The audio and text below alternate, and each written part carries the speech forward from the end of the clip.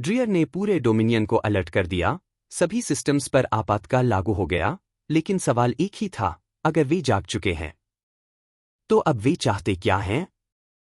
जवाब नहीं मिला। वह विशालकाय मानवीय जहाज वहीं स्थिर रहा, न कोई और संदेश, न कोई हरकत, जैसे बस एक याद दिलाने आया हो। ड्रियर का भीतर, जो कभी अजेय था, अब एक उजाड़ वीराने में बदल चुका था। डेटा अभिलेखागार खंगाले गए, मानवता के पुराने रिकॉर्ड निकाले गए, जर्जर, खोखले, पर भयावह। मनुष्य, जो एक समय में तारों का साम्राज्य रखते थे, जिनके हथियार समय से भी आगे थे, उन्होंने खुद को गायब कर लिया था। पर क्यों?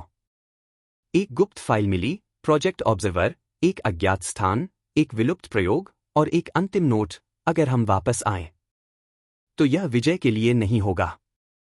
यह याद दिलाने के लिए होगा कि हम क्या थे और तुमने क्या खोया। फिर दूसरा संदेश आया, इस बार शब्दों में, हम तुम्हारे भविष्य को देख चुके हैं।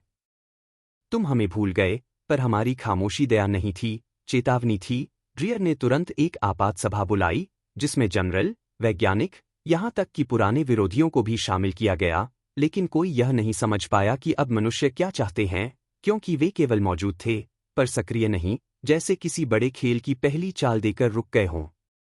फिर एक और आकाशगंगा में डोमिनियन का एक और बेस अचानक खाली हो गया, न कोई हमला, न कोई प्रतिरोध, बस खामोशी, जैसे वह कभी था ही नहीं। लोग कहने लगे, मनुष्य केवल लौटे नहीं, वे न्यायाधीश बन चुके हैं। और फिर पहली बार डोमिनियन के भीतर हलचल उठी, विद्रोह नहीं, पश्चाताप। कुछ सिस्टम्स ने खुद को ह्यूमन न्यूट्रल घोषित कर दिया, कुछ ने पुराने मानवीय अवशेषों के सामने पूजा शुरू कर दी।